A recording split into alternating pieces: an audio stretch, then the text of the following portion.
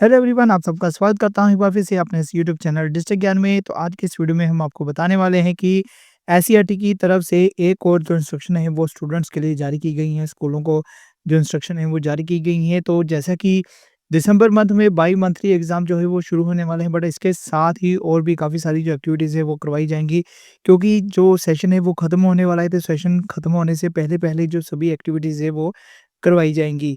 तो जैसे ही आप सब जानते हैं कि 5 दिसंबर से आपके बाई मंथली एग्ज़ाम शुरू हो जाएँगे, बट इसके साथ ही सभी स्कूलों में जो सब्जेक्ट फेयर हैं वो भी लगने शुरू हो जाएँगे। तो उसके लिए भी जो डेट शीट है वो जारी की गई है, जो डेट्स हैं वो जारी कर दी गई हैं।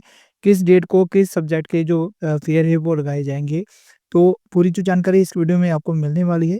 तो चैनल में नए आए हैं तो प्लीज़ चैनल को सब्सक्राइब कर लेना, जिससे नेक्स्ट जो भी अपडेट्स आएँगी वो आपको मिलती रहेंगी। तो एससीईआरटी की तरफ से जो पत्र है वो जारी किया गया है। तो यहाँ पे सब्जेक्ट में देख सकते हैं, स्कूल लेवल पर सब्जेक्ट फेयर जो है वो करवाए जाएँगे। तो सब्जेक्ट फेयर जो होते हैं वो पर्टिकुलर जो सब्जेक्ट हैं उनके संबंध में जो मॉडल्स हैं, या जो स्टूडेंट्स की एक्टिविटीज़ होती हैं, या फिर प्रोजेक्ट होते हैं, या कुछ जो इनोवेशंस होती हैं जो सब्जेक्ट के रिगार्डिंग, वो सारी डिस्प्ले करवाई जाती है फेयर में। तो यहाँ पे आप देख सकते हैं कि 6th क्लास से लेकर 12th क्लास के विद्यार्थियों में एक्सपेरिमेंटल जो लर्निंग है उसको प्रोत्साहित करने के लिए और लर्निंग बाय डूइंग के सिद्धांत को ध्यान में रखते हुए विद्यार्थियों की जो रोचकता है उसको पैदा करने के लिए पंजाब राज्य के जितने भी सरकारी स्कूल हैं वहाँ पर फेयर ऑर्गेनाइज किए जा रहे हैं। तो इसके संबंध में जो शेड्यूल है वो यहाँ पे दिया गया है। तो शेड्यूल में आप देख सकते हैं कि 10 दिसंबर और 11 दिसंबर। 10 दिसंबर को गणित और विज्ञान का होगा 6th क्लास से लेकर 8th क्लास का। 9th से 10th का होगा गणित और विज्ञान का। 11th और 12th का होगा कॉमर्स और आर्ट्स का। 11 दिसंबर की बात करें तो 6 से 8th क्लास का इंग्लिश का और एसएसटी का।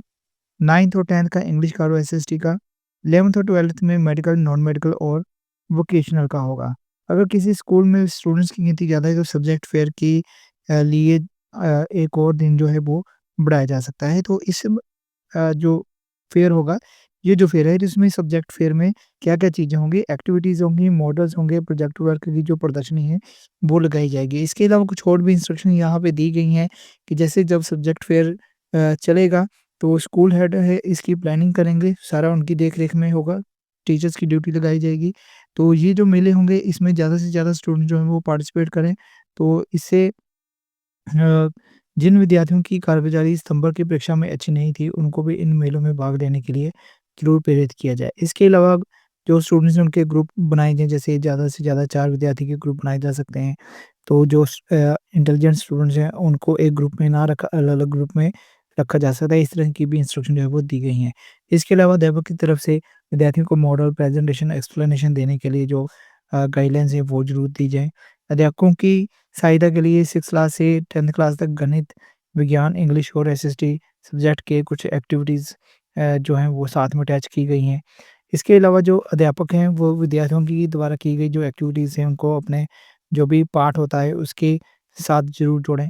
इसके अलावा जो 11th और 12th क्लास के स्टूडेंट्स हैं वो अपनी चुनी गई स्ट्रीम, जैसे मेडिकल है, नॉन मेडिकल है, ह्यूमैनिटीज़ है, कॉमर्स है, वोकेशनल है, तो जो भी आपका स्ट्रीम होगा उसके संबंध में जो भी मॉडल्स हैं या जो एक्टिविटीज़ हैं वो करवाई जाएँ और उनकी प्रदर्शनी लगाई जाए।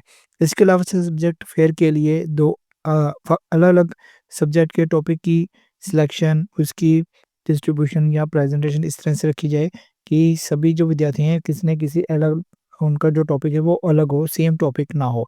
इसके अलावा जो स्टूडेंट हैं वो model charts, 3D chart, scrap book, नक्शे, ग्लोब ऐसी एक्टिविटी जो है वो लगा सकते हैं। तो मॉडल बनाने के लिए उनको प्रेरित किया जा सकता है, जैसे घर में गत्ते के डिब्बे होते हैं, पुरानी ऊन होती है, बटन, मोती, कैंची, चार्ट आदि, उनकी मदद से वो बना सकते हैं।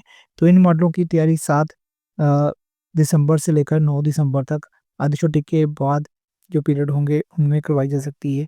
तो इसके अलावा काफ़ी सारी और भी इंस्ट्रक्शंस हैं। तो जो अ मेले लगेंगे, यानी कि जब आपका साइंस सॉरी, जो भी सब्जेक्ट फेयर होगा तो उस दिन बैगलेस डे जो है वो रिकॉर्ड किए जाए, यानी कि उस दिन मेले के तौर पर उसको मनाया जाएगा। उस दिन बच्चे जो हैं वो बैग लेके नहीं आएँगे, सिर्फ़ प्रदर्शनी ही देखेंगे और प्रदर्शनी में पार्टिसिपेट करेंगे। तो इसके अलावा और भी जो इंस्ट्रक्शन है यहाँ पे कितने-कितने अमाउंट है, और भी इंस्ट्रक्शन जो है वो यहाँ पे दी गई है। तो अगर हम मेन बात करें तो यहाँ पे जो शेड्यूल है 10 दिसंबर और 11 दिसंबर को आपके सब्जेक्ट फेयर लगने वाले हैं। तो अगर आपके बाई मंथली एग्ज़ाम होंगे तो उस दिन 10 और 11 दिसंबर को आपके बाई मंथली एग्ज़ाम नहीं होंगे, क्योंकि उस दिन फेयर ही लगेंगे और बैगलेस डे होगा, कोई भी बैग आपने नहीं लेके जाना है। तो ये सारी इंपॉर्टेंट जो अपडेट्स थी स्टूडेंट्स के लिए, टीचर्स के लिए, स्कूल्स के लिए। उम्मीद है आपको सारी इन्फॉर्मेशन जो है अच्छी लगी होगी।